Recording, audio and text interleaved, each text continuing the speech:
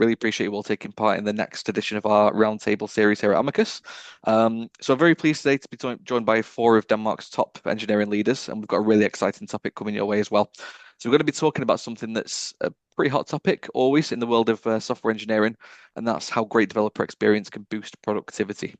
So what we'll do first of all is we'll do a quick kind of 30-second introduction to each of the guests, and then we'll jump straight into the event itself. So, Martin, you're on my screen first. So would you mind doing a quick 30-second overview of who you are and what you do? No worries. Yeah, I'm Martin. I am working at Blast as a director of engineering. Blast is an esports tournament operator. So we do esports all over the globe, arrange big arena tournaments and things like that. I'm head of the department that is handling Blast.tv, which is our website where we do live streaming of some of these events, and also live stats and different gaming related activities. Amazing. Thank you very much. Mark? Hi everyone. I'm Mark West, and I am the engineering director at Ageras. Ageras is trying to be small businesses' best friend, and alleviate them of admin time. So it's basically a lot of invoicing and accounting and banking products, and we're mainly across France, Germany, the Netherlands, and Denmark. We're kind of I guess a product team, and we are just looking to build good products. Nice to meet you. Good man. Kristian, welcome to you. Yeah, sure. Thank you. I'm Kristian, and I'm head of engineering at CyberPilot. CyberPilot is a company where we try to help companies educate their employees within cybersecurity. Basically, we have a lot of courses, like regular cybersecurity courses you would expect, password courses, how to not fall for phishing and stuff like that. We also run phishing campaigns and do some security culture scores, so you can get the feeling of how well is cybersecurity, the culture around cybersecurity actually in my company. We're a smaller company. I think we're around like 50 employees. We have a dedicated development team in Bulgaria, and recently we started to build a development team in Aarhus, where we're located. I'm definitely in charge of all the development, but I'm also working very closely and very connected to the product and the product owners. I think that's a normal part of being an engineer executive, I guess. Awesome. Thank you very much. And last but definitely not least, Kelvin. Yes, thank you. My name is Kelvin Riker. I'm a technical lead in Spirii, and I am right now the oldest, if you may, in our engineering department, since there was only 2 developers when I started. And the other guy went to another department, so I'm the most senior now. It doesn't really mean much. It just means that for the past 4 years, I've been a part of building up Spirii, which is an e-mobility platform, which is almost global. We are working on it, but continuously expanding. So it's very exciting. Good man. Glad to hear. We'll really appreciate all of that. And now we've kind of got a bit more of a background on everyone. We'll jump straight into the topic for today, which, as I mentioned before, is developer experience and how that links into developer productivity. So I think it'd probably be the safest bet to talk about what developer experience actually is first, because I imagine everyone's got a slightly different take on it. Kelvin, you're on my screen now. So what is developer experience to you? For me, it means the ease of your workday. As a developer, you come in, you're already caught up in problem solving, or you should be. So a lot of the mental load should be taken off your plate and put it either into automation or into support channels wherever we can, so that you can just do your work without being hassled to do all the building of the pipelines that probably could be automated, but just blocks you every step of the way in your development process. Fair enough. Anyone got any advancements on that? No, I think it's almost like in the word like developer experience. It's kind of the experience of the developer working on your like tech stack and product, I guess. And I don't know, in my opinion or experience, I would say it's everything like down to the tools you actually use, the IDE, and all the way to how do we deploy stuff into production. Also keeping track on how satisfied they are, how happy the developers are, how productive they are, and so forth. Yeah. Got you. Mark, anything to add? Yeah, I mean, I think it's everything that everyone's mentioned, but it's becoming quite a broad topic because I think actually it's a lot of culture as well. So it's about kind of empowering people, making sure that they're autonomous and they can work end to end and they can build mastery. And a lot of that does come from, automation and tooling and processes and workflows. But I think largely it's a value. Do you know what I mean? It's something that you kind of live and breathe. And as a leader, you want to make sure that you're not just increasing the flow, but giving people dedicated time, headspace, managing their cognitive load, and giving them psychological safety. I think it's a very encompassing, topic. Cool. So not just down to the actual technical side for you, but it's more something that's a part of the business itself.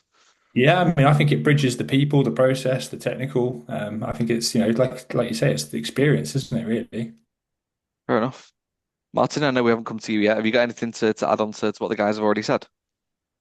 Yeah, I think Mark touched it pretty well. That it's end of the day, developers are people, and happy people are very productive people. So there's one thing is the development tooling and automation and things like that definitely matter, also to the happiness, especially for developers. But if the circumstances, if the environment is not good enough, it's not going to matter as much. Like if people are not happy with random things. Like in Denmark, it could be bad coffee, but rarely it's that simple. But it's something.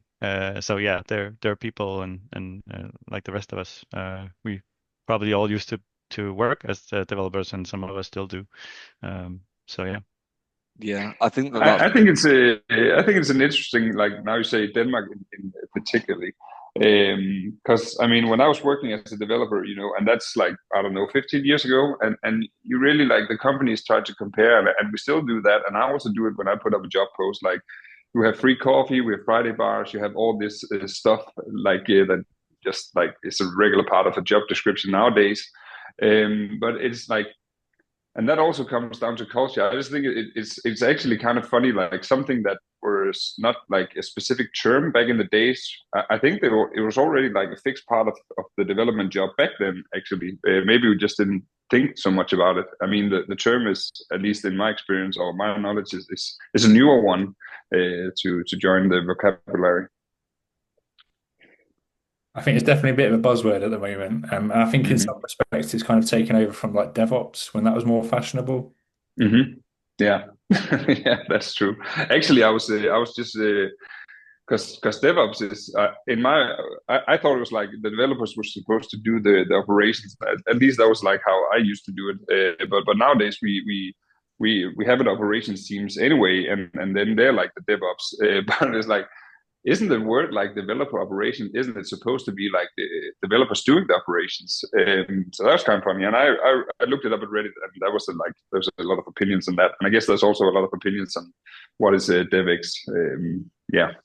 I think you're supposed to call the old DevOps platform team now to get out of that, so we can get past it.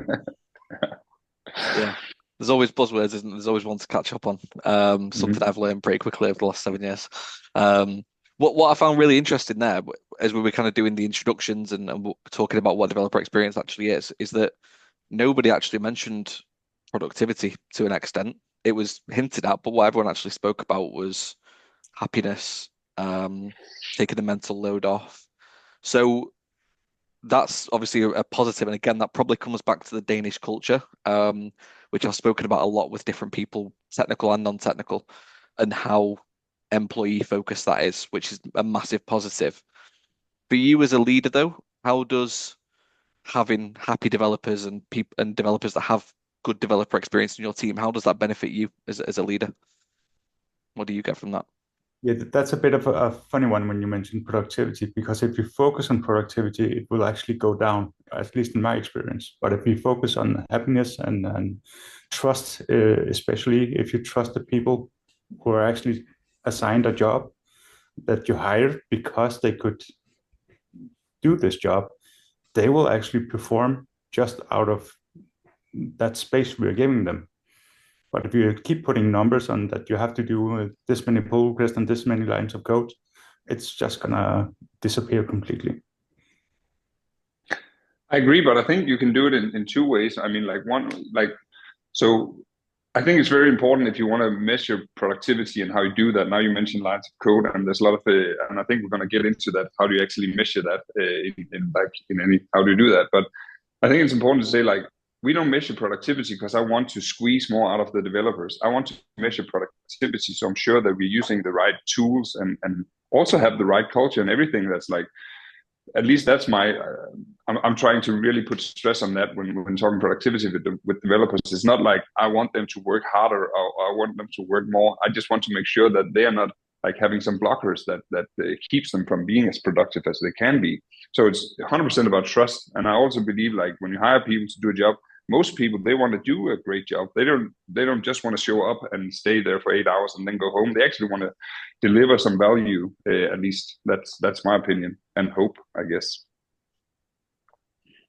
Yeah, I totally agree, and I think the world of development kind of moves into and seeps into the rest of the organization, I would say, because you can have a kick-ass team of developers who can, churn out a lot of things really fast, but if it's all the wrong things, it's not going to make them happy also when nobody uses the product, and if they're still building something that seems worthless or not worth their time, if you could say.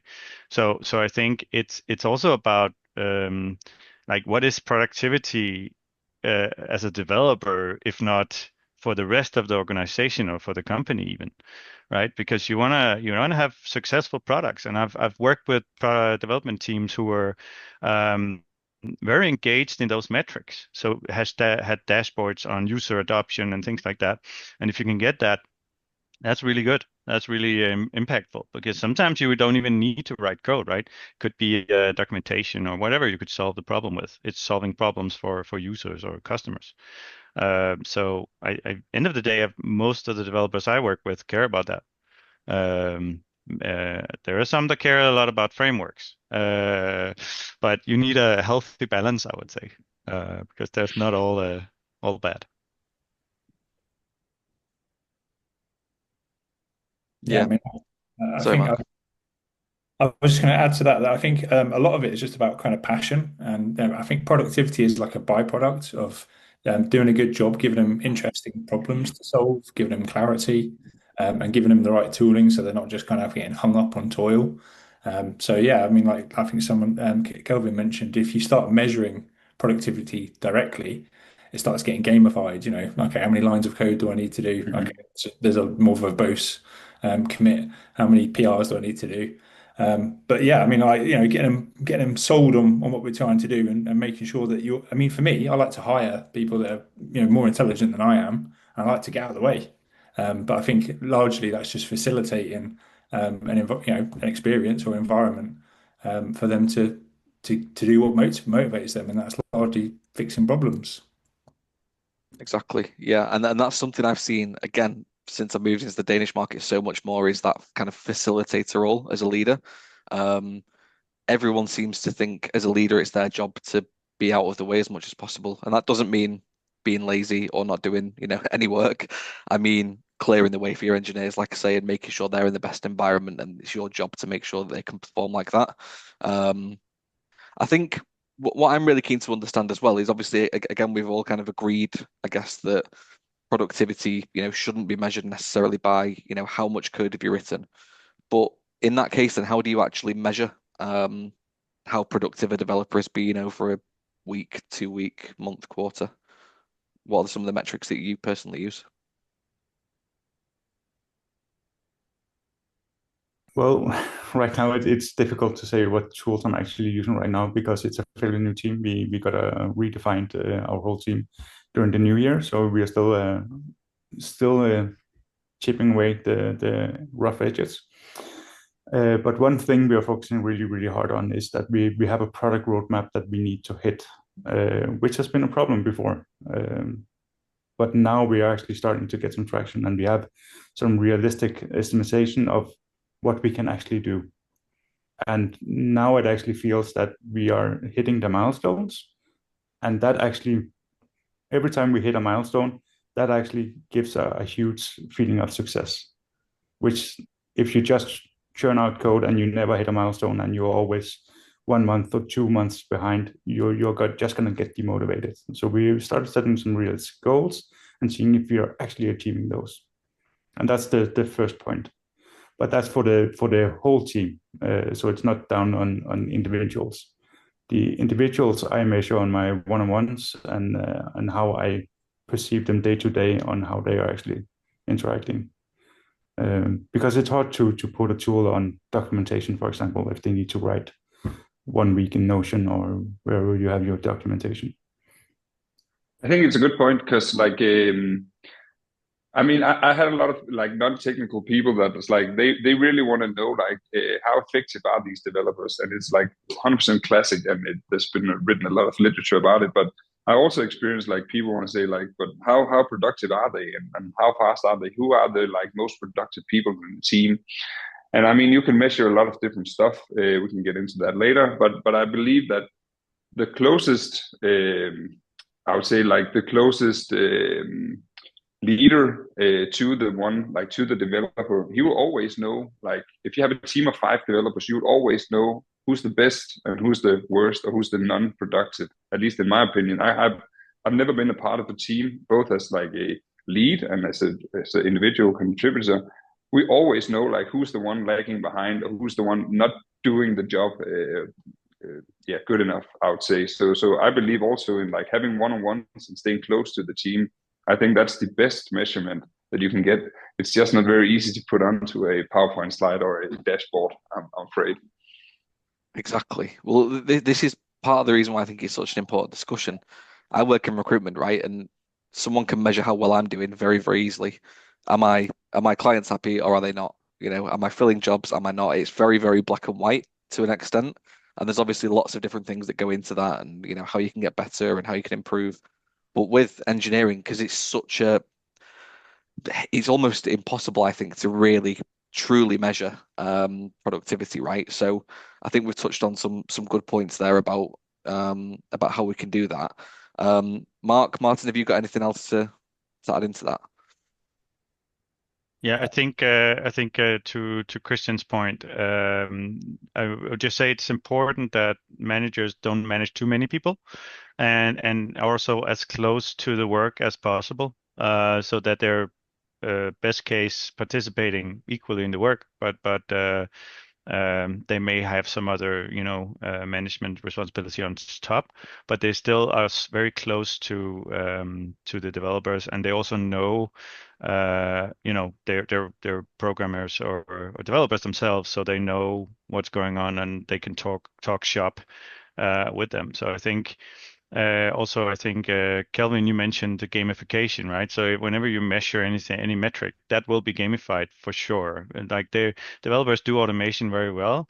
They'll create something that creates Jira tickets automatically very easily. If that's what you're measuring, right? It's very, the only thing I've really tried to do as a competition was to have like how many can delete, who can delete the most lines of code in the product. That was actually fun, but probably don't want to let that go on too long. But because then you can create and delete. So that will be gamified too, right? But I think also just the last point is if you measure on individuals, what about the people who help out each other, the other developers, like people who are really good at like go-to people that help out the other developers to be even more performant? They will actually not have an incentive to help out because it's not helping their metrics. So I would really never introduce something like that, because the people who help out on the team, spreading knowledge and things like that, is people you really want to have on your team, and the people you want to reward that behavior, not punish. So I think it's very important. Whether that's Danish or not sure, but at least that's collaboration is important. Yeah, and I think even if to add to that, you're talking within the team, but if you have some cross team and you have measurements on the team, that it goes widely wrong if they start competing against each other.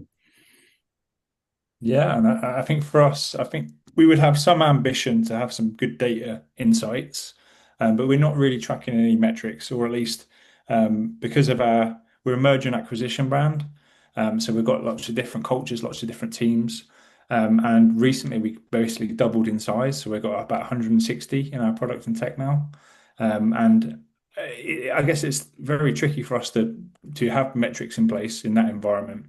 We're more focused on providing a bit of a golden path and helping to kind of supersede our legacy and provide one clear direction moving forward. Because I think right now, as we're going through that kind of storming, forming, storming, norming, performing kind of curve, metrics probably wouldn't tell us a lot. I think at the moment it's largely up to the engineering managers. They know their teams, they're close to their teams, making sure that we've got a good kind of fair kind of scientific method to appraisals, doing 360s, and it's largely just more on the people at the moment.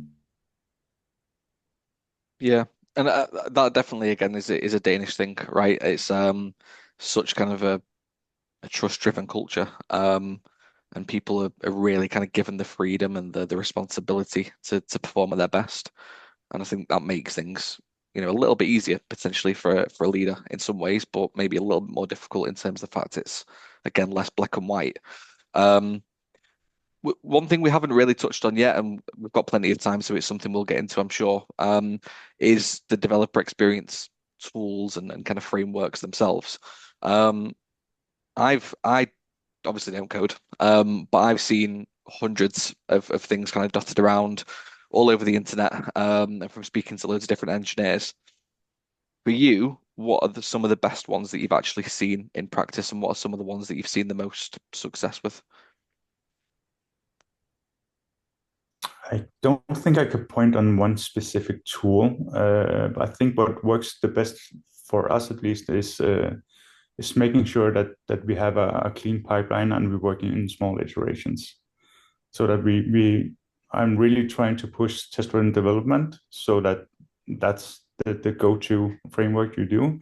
But we also have CI/CD paths, so everything you put into trunk branch will actually go out. That means that they have more a better grasp of ownership once they put out the code, because it will hit production instantly. And that also means that they ask for help and they are very social amongst the team. So I don't have developers looking straight into a screen for hours on end trying to solve a problem. They actually talk to each other all the time. And that, I think, generating this risk, it's not really a big risk, but generating a risk where the thing that you push actually matter, makes it so that they take this accountability very, very seriously.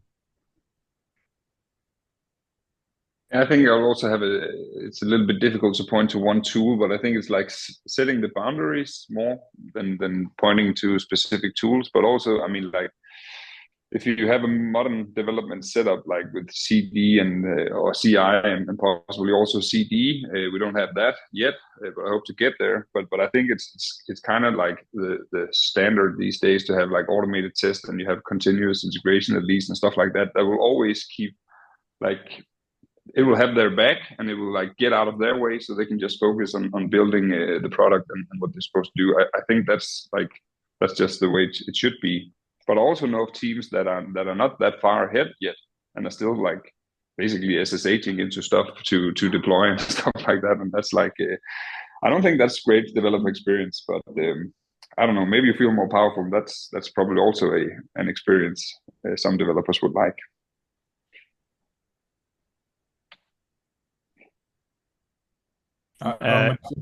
Sorry, Mark, go ahead. Yeah, mine. Yeah, well, I was just going to say, I almost don't want to say this one because obviously AI is a bit of a buzzword at the moment.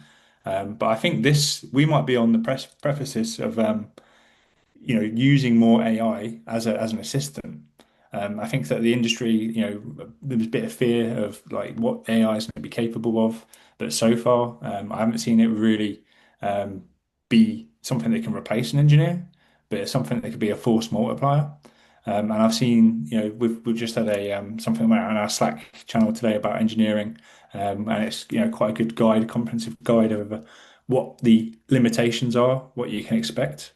But yeah, I mean, I can see that being something where you've got a constant sparring, but almost like pair programming. All the time you've got a sparring partner. Um, yeah, I think that's going to be quite an interesting development over the next year or two. Yeah, I agree. So we have part of the process. We often run some hackathons just to try out some ideas or whatever, and then AI is a very powerful tool to also visualize some concepts and things like that. And it's AI is just an integrated part of the work right now for all developers on the team in various ways. Some are more vibe coding than others, but I think it's good that you have a bit of a balance as well. Because you can't just put that in production, but you can come pretty far with it. I think I agree with the CI/CD part. I want to mention that in the previous in my previous job we formed an engineering tools team. We were big enough to do that, which would take care of the CI/CD pipelines and automations in general to help out the other development teams. And that was a really also a multiplier for the productivity. So I think if you do have SSHing into services to release your PHP files, it's you should probably spend like a day or something just like almost like a hackathon, say, okay, today we're gonna create a CD pipeline. It's gonna speed up everything, and it's gonna make it much easier. And if you're faster to deploy, you're also faster to test. It's gonna help your velocity. So I would say it's very important actually to care about these pain points from development to production, or at least to testing environments. Like that should be very easy, and it's worth investing in doing that. And the more developers you have who can use that, the better. But it's still also the less pain you get from that is worth it. Yeah. I think that the scale is a big game-changing part of that as well. Depending on if you're large enough, maybe you want to actually use more of the platform teams. So we've got like an infrastructure team, and they'll be looking after more of the kind of Datadog and observability and Terraform and AWS, just so that every engineer can be more focused on actually delivering the features. Yeah, I think I want to come back to one of your points in a second, Mark, as well about the kind of AI partner as well, because I think that's something that I knew was going to come up and I want to dive a little bit into as well. Martin, I just want to come back to you for 1 second because you mentioned vibe coding. Um, I've seen this online for the last couple of weeks thousands of times, and I keep forgetting to search up what it is. So while we're here, could you explain to me, an idiot, what vibe coding is, please? As one that learned that term last week, it's gonna. I saw it in action, you could say. We had a partner over that like database partner with us to support us, and we did like a product kind of in a day, and that was web vibe coding. So basically, you're just prompting the AI to generate different things for you. You might tweak a few things or change a few things, but you primarily use the AI to just generate stuff, UI wise, backend wise, and everything. And you can create entire, visual products that way. So vibe coding is just generally just prompting until you are happy with the result. And it's not going to be bug free, but it will take you pretty far, and it will show concepts, and it will drive like when you start doing something that's for production.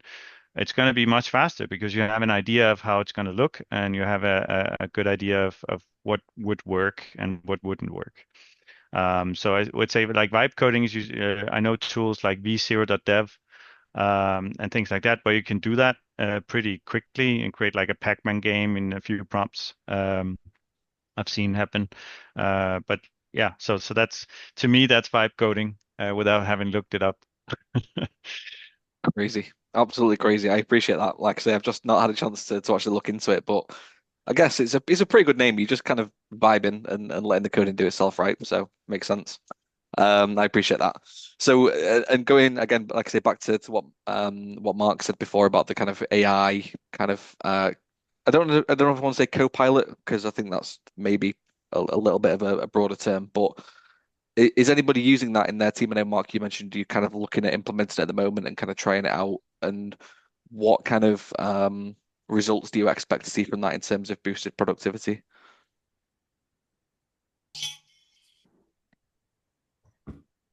Yeah, well, our team is definitely using yeah, that is called GitHub Copilot for chats. But we're also testing out like this tool called Cursor, where you actually have the capability to vibe code, and it's way more into your code.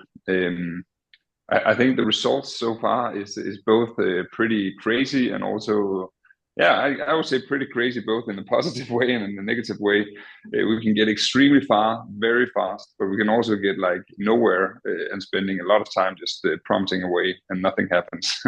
So I think it's a little bit too soon to really know how it's going to change stuff, but for sure, I definitely try to advocate for using more and more AI, since it seems to be pretty good at programming. I think it's quite controversial, and I think the 80-20 rule is very apt. You can get 80% of the way there, but the other 20% is a nightmare. And we're kind of selectively using it. And one of the things that we're trying to do is like narrow our tech stack, because we acquire different brands, and some brands are on PHP and Java and stuff like that. So we've got one project at the moment, which is to basically retire Clojure. And eventually we want to move towards TypeScript. And in that process, it's not something where you can one shot and just kind of, replace this Clojure service and build a new TypeScript one. But I think for like tests and for, bits and pieces, it's quite good. It does have a bit of a context window problem, so it's not going to understand like dependency injection and stuff like that very well. But again, we recently moved to Cursor, and that's actually it understands the code a lot better. So yeah, I think it's definitely boosted what we can do in that kind of that nature of work for sure. Yeah, I'm very curious to see, like, talking about developer experience, like how would this actually affect the experience from the developer, because your job is going to change if, like, no one knows, but if vibe coding is actually going to be a thing that this is how you're going to interact with like 80% of your code base, that is going to change the way you do your job. And I'm really unsure if it's going to be for the better, since like prompting away and waiting for an LLM to do something, not what at least motivates me as in my development work. I don't have a lot of development work, but at least in my spare time, it's amazing to see what it can do. But it's also like, I don't know, it doesn't give me the feeling of writing some nice code. I think it'll be a win if it does the more tedious stuff, like writing code, like writing tests and stuff, maybe. Yeah, that's what I was going to say. I've seen a lot of people say that that's how they see AI changing the role of an engineer, is taking away the tedious tasks and giving you the freedom to do that. But I think what you said, Kristian, is really interesting, because I had the exact same thought, as if something like vibe coding. I've kind of heard of what it was without realizing it's what vibe coding is now being called. But it is going to really change, I think, the role of an engineer into almost more of a, I don't know the right way to say this, but almost kind of like having the code be written, and then your job is then to optimize it and change it and make it better. Whereas realistically, is that maybe almost a little bit disheartening in terms of actually going out and building it yourself? I'm not too sure. Well, yeah, sorry. I think the ones that has the most utilization of AI is actually the senior developers, because they can spot the right thing instantly, and they can kind of corrected, but I do see juniors and mid-levels coming up, writing a bunch of code and 1,000 lines of code into your program. Suddenly you hit a bug, and now you are completely on loose ground because you don't understand what is in your code. And getting past that hurdle, I think, for the near future, getting these people into coding will be really difficult, because they will have to be told, don't use AI because you're not going to learn anything. Or at least that could be one lesson from it. Yeah, I think we have maybe a good generation of engineers that like people who actually understands code and have been coding themselves and now can use AI to boost that. And I've seen SQL statements generated from AI that people didn't really understand, but it seemed to do the work, and then they were very, very slow and very not well performing. That's been happening in our team. Half the team actually uses Cursor and half the team uses Copilot. So more and more people are switching to Cursor. I think as long as you have a good foundation, and we have a good foundation on decisions made on frameworks and components and things that we want to use, and as long as there's like prior nice setups, nice components written and things like that, Cursor can follow that pretty much to generate something that's actually decent, I would say, and follow conventions based off that. But it needs the senior developers to decide on those conventions and to figure out like how do we actually want to do our CI/CDs, how we want to do our infrastructure as code and React components and what framework to use for databases and things like that. So once you have those kind of decisions made, and you can also do that while you're working, but you need somebody to understand.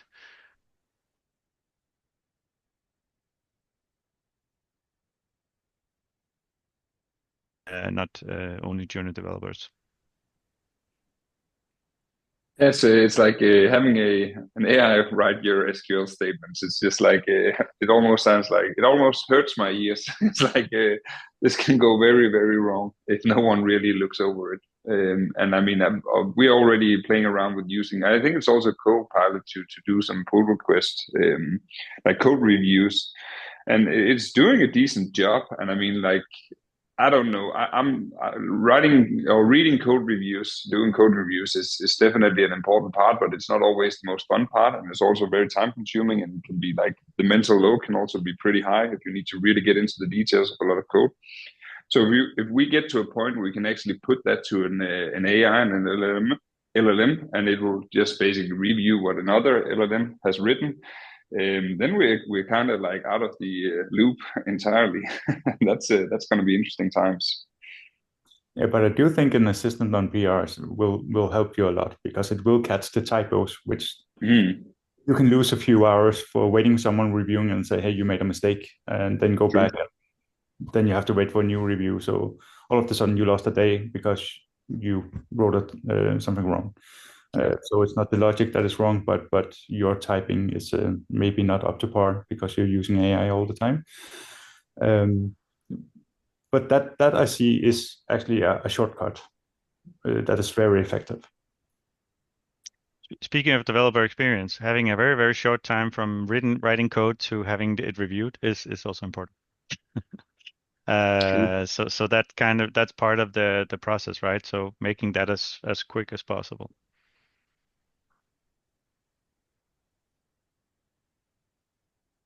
Yeah, I think again, really, really good points brought up. And I think especially what you said, Kelvin, at the start of that kind of mini discussion there about seeing kind of almost like a new generation of engineers now that rely so heavily on AI.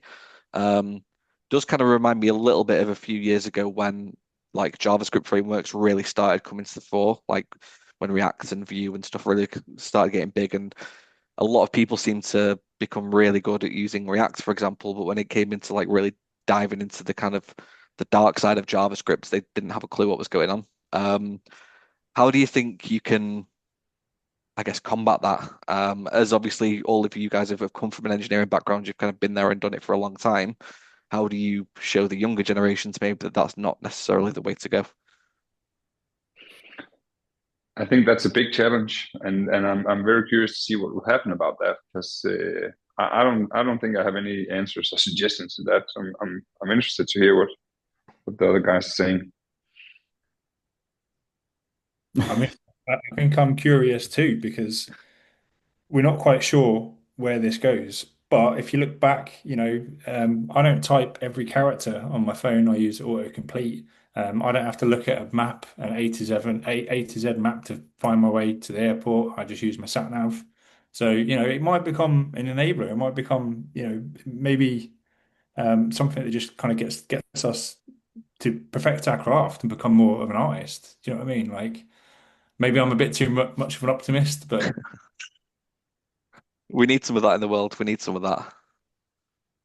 I think that like I'm thinking my initial thought is like apprentice and master, right?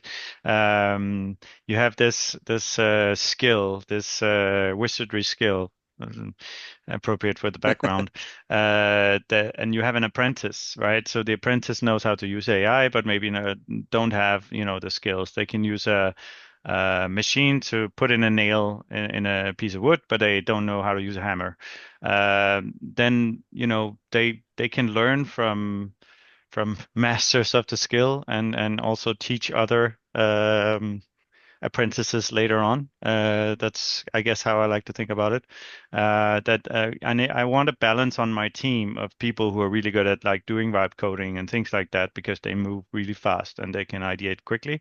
And then on people who care about the quality of the code and people who care about these things and actually will do like spend some time doing automation and spend some time deciding on frameworks and deciding on things. So um, uh, yeah, otherwise I should make sure those things are pushed more as a leader, engineering leader, that we decide on well, a big one is like using React or Angular or something like that, but also on a lower level than that. But I think it is about making the team, composing the team so it has those skills or it can draw on those skills where it's needed. Yeah, I never put it side by side with the AI, but we actually have a book club where the team once 1 hour a week get together. They read a chapter of a book we decide for them, and then they discuss that thing, which means that they can better see what quality code looks like. So that all the seniors and the juniors and everyone participating in the same conversation, where we're kind of generating this common language on how we talk about code, but also what is good quality code and how is a good process for working, so that we can upskill everyone instead of having everyone just looking at the screens. Interesting. That's almost like I don't know, it's almost like a reverse trend. Something you see quite a lot, I guess, outside of just technology, like, people going back to old-fashioned trends and people, starting to use digital cameras again now and stuff. It almost, I guess, like doing it the old-fashioned way is going to become cool again. I mean, that'd be nice for you guys, right, that have been there and done that and can see the benefits of the new stuff, but also love the old way of doing things as well. Just mention on that because actually last week we talked about vibe coding. We talked about then not having AI in code and calling that organic code. Just so you heard me say it first. I appreciate that. Oh, craziness. I think the only other point I wanted to make sure we raised before we get to the end of things today is as a leader in a business, how you can go about I guess convincing senior leadership teams, people that are in charge of budgets, all that kind of stuff. I know some of you guys will be as well. What the benefit of having a good developer experience is, because I think to us maybe it's quite obvious if you make a developer more happy, they're going to produce more code, or not necessarily more code, but better code. Is it really that simple when you go to a stakeholder to talk to them about it, or is there a little bit more to it, would you say? That is probably the hardest thing about this is telling the rest of the company that we are doing something we can't really measure directly, but it will improve. We promise you. That it's a really hard sell, because nearly every other part of the business has a number that they need to hit. So we cannot just come and say, it will be fine. So I don't have a good answer for that, because it's really difficult. I think for us as well, we're still in the promise phase, because with the growth that we've gone through, we've literally gone through having one platform team and trying to kind of sell why we've got developers that are not releasing features. And now I think we've got like 5 platform teams. And it's, it can be seen that, people are not delivering features, and that's what we should be doing. But it's just about kind of enabling everyone, enabling the streamline teams, the product teams, to be able to do more. Because I think, it's the scale is always the key bit. The more teams that you got, the more overheads you got, the more dependencies you got to manage, and the more complexity. So yeah, I mean, it's kind of trying to get the business to understand that, yeah, you've got to invest in paying down your technical debt, and reinvest in your effort so that it can kind of go downstream, so it's more indirect. But yeah, we don't want to be inconsistently solving the same problems and duplicating effort, basically. Yeah, I think it's like, how do you measure outcome or features or things like that, right? It's improving velocity, or improving how fast you can develop something is not that easy to measure. But like, given enough time, I think you should be able to prove yourself as a product development organization that you're delivering on the promises that you make. It's your job as a leader as well not to overpromise then, or do everything that sales sell. Yeah. And whenever you hear something from maybe C-level leaders or others where they say, "Oh, why are your developers playing ping pong right now? Shouldn't they be working?" So it's like, well, trust me, that's part of it, right? They're just having a break, and that this will improve their social blah blah blah, all that. Um, and for me, it's very old school to even comment on that. It's like, you know, we can go back to look at the outcome of the team, like what the team is producing, and we're delivering on all the promises we make. So that should be good enough, right?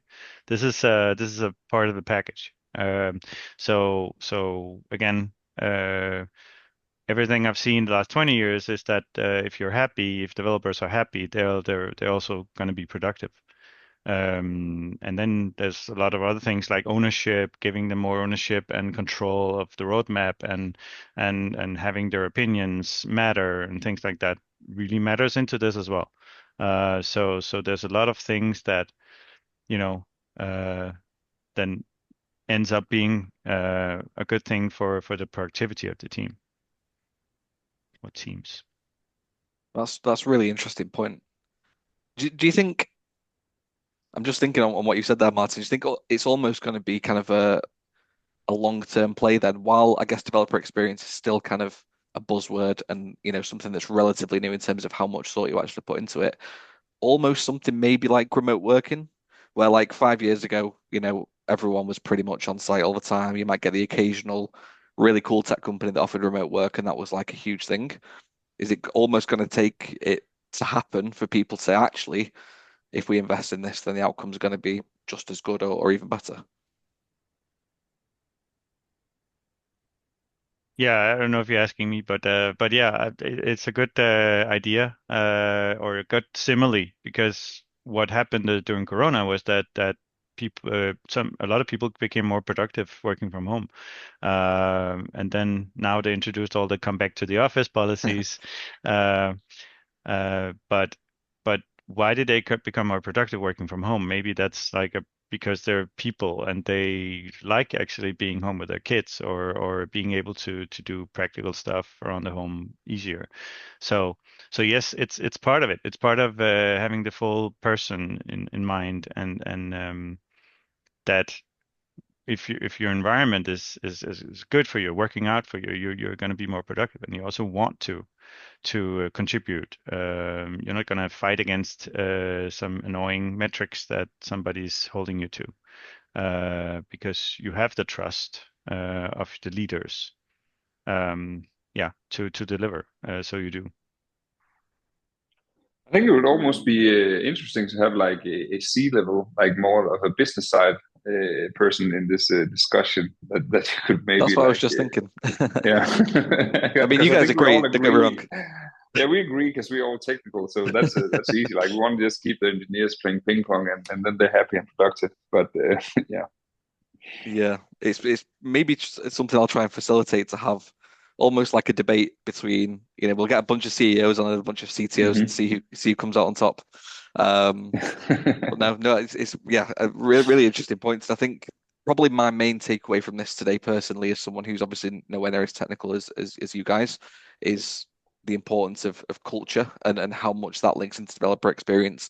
Because if I'm being totally honest, I was coming into this conversation, I think we'd more be talking about the actual tools maybe that you invest in, and some of the things that you can kind of get your team to use that would help them and help you. But realistically, it's more actually of a cultural thing, which is yeah, something I wasn't really expecting. Um, Conscious of time, we've still got a couple of minutes left, but is there anything that we haven't discussed, or any kind of points that people would like to raise while we're all here?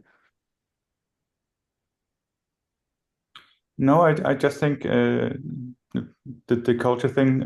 I think the biggest change that we actually made was telling people to go out and socialize with the other teams. They learn a huge part of other teams' domain, and suddenly everything is easier.